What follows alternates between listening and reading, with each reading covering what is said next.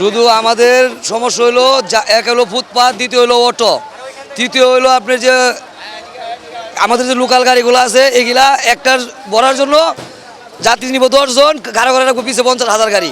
এই জন্য হলো মূলত জাম, আর নয়তো আমাদের কোনো যানজট নাই। তেল আগে যাই ছিল কিন্তু এখন উনিরা বলতেছে দিব, কিন্তু আসলে এরকম দেয় না, একবারেই সংকট। যে জায়গায় আমাদের ঘুরে আইলে 60টা তেল লাগে, ওই জায়গায় আমাদেরকে তেল দেয় 10টা, সর্বোচ্চ 15টা, হাই 20টা। তেলের কারণে আমরা এখনো ভাড়া বাড়াই নাই, তবে যদি আজকে না হয় কালকে হয়তো অল্প কিছু সাধারণ বাড়াই নিতে পারে, এরকম আশঙ্কা বোঝা যাবে আর কি। এখন তো বলা যায় না, সময় আছে আর একদিন, তারপরে বোঝা যাব কি অবস্থা। ওইটা ফুটপাতে দোকানের কারণে এই অবস্থা, জাম বাঁচতে পারে, আর কোনো সমস্যা নেই আল্লাহর রহমত। ভাড়া আগের চেয়ে বেশি নেওয়া হচ্ছে। আগে ভাড়া আপনার শেরপুরে ভাড়া ছিল 300, সর্বোচ্চ 350 টাকা, এখন আপনার 500 টাকার উপরে ভাড়া যাচ্ছে।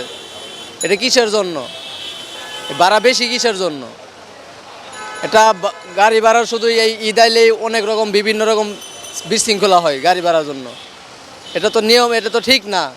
সরকার তো ভেবে আইন করে দেয় নাই যে ঈদের সময় শুধু ভাড়া বেশি নেওয়া হবে। এটা তো কোনো সিস্টেমেই পড়ে না। ভাড়া বেশি কেন নেবে? শুধু মানুষকে হয়রানি করা হচ্ছে। আগে যেমন ঘন্টার পর ঘন্টা জাম থাকতো, ওখানে এই জামটা নাই। কেন নাই? উপরে ফ্লাইওভারটা চালু করে দেওয়াতে ওখানে মানুষ একটু আরামে যেতে পারতেছে। আর আগে দেখা গেছে ঘন্টার পর ঘন্টা মানুষ বসে থাকতো, হয়রানি হইতো, মানে গাড়ি ঘুরতে পারতো না, গাড়ি পাইতো না। আগে দেখা গেছে এই ভাড়া 500 টাকা, ভাড়া 700 টাকা, 1000 টাকা বন্ধু, কিন্তু এটা নিতে আসে না।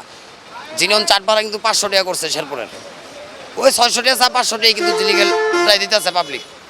চাইতে পারে একজন, একটা চাইলে কিন্তু আরেকজন দেয়া দেয় না, না চাইলে মাও কিন্তু দুধ দেয় না বাচ্চারা, যেটা লিগেল হেঁটেই চিনিউনি 500 টাকা যাত্রী ভাড়া দিতে আছে। শেরপুর ভাড়া 500 টাকা, এটা লিগেল ভাড়া সরকারি চার্ট অনুযায়ী।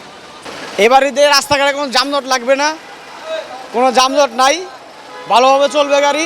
তেলের একটু সংকট আছে, তেলটা একটু যেন ভালোভাবে দেয়, তাহলে কোনো যানজট লাগবে না রাস্তায়।